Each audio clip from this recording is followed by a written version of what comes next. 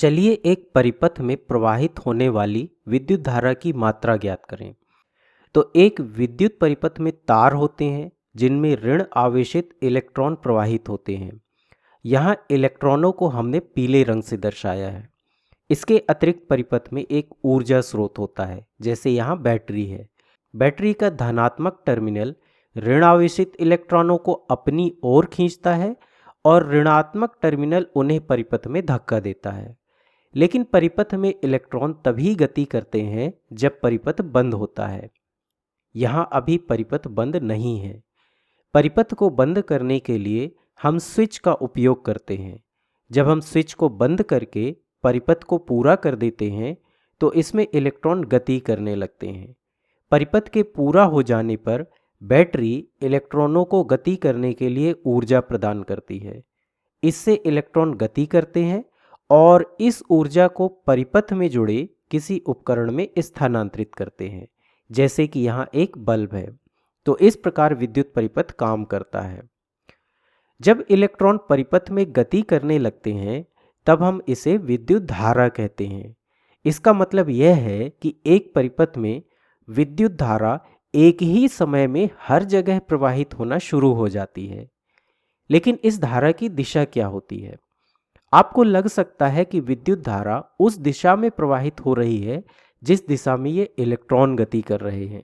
लेकिन हम विद्युत धारा की दिशा को इसके विपरीत, यानी कि इलेक्ट्रॉनों के गति करने की दिशा की विपरीत दिशा में परिभाषित करते हैं।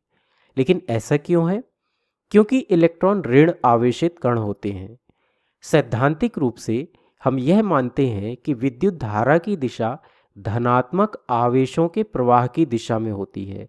इसलिए यदि यहाँ धनात्मक आवेश गतिमान होते तो धारा की दिशा इन आवेशों की दिशा में ही होती। लेकिन चूंकि यहाँ इलेक्ट्रॉन ऋणात्मक रूप से आवेशित हैं, इसलिए विद्युत धारा की दिशा इलेक्ट्रॉनों की गति की दिशा की विपरीत दिशा में होगी। अब आइए समझते हैं कि परिपथ में प्रवाहित होने वाली विद्युत धारा की गणना कैसे की जाती है।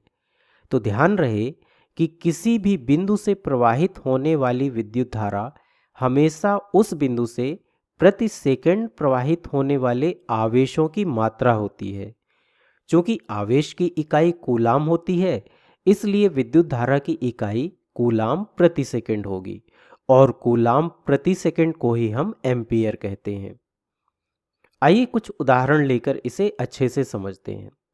तो पहले उदाहरण में मान लीजिए कि एक बिंदु P से दूसरे बिंदु Q की ओर 2 सेकंड में 10 कूलाम आवेश प्रवाहित होते हैं। तो यहाँ विद्युत धारा क्या होगी? यहाँ पर विद्युत धारा आवेश की मात्रा होगी जो कि 10 कूलाम है। लेकिन यह आवेश 2 सेकंड में प्रवाहित हो रहे हैं। इससे हमें प्रति सेकंड 5 कूलाम प्राप्त होता है, यानी विद्युत धारा की मात्रा 5 एम्पियर है।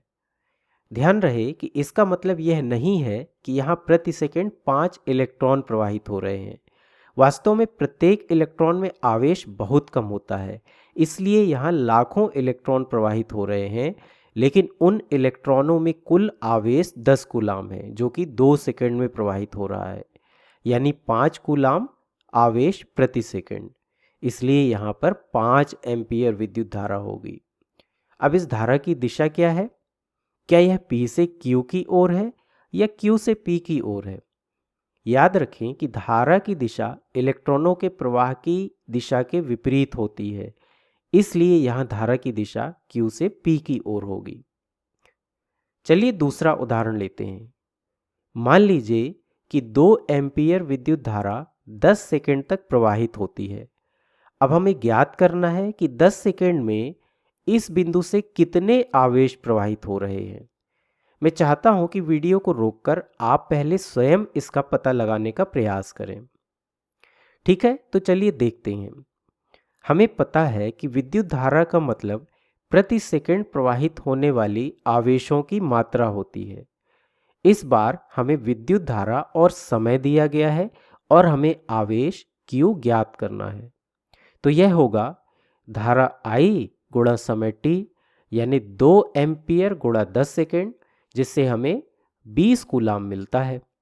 यानी इस बिंदु से 20 कूलाम आवेश प्रवाहित हो रहे हैं। अब यहाँ विद्युत धारा की दिशा क्या होगी? क्योंकि ये इलेक्ट्रॉन है, इसलिए ये विद्युत धारा की विपरीत दिशा में प्रवाहित हो रहे हैं। अन्य शब्दों में विद्युत धारा इलेक्ट्रॉनों के प्रवाह की विपरीत दिशा में प्रवाहित हो रही है।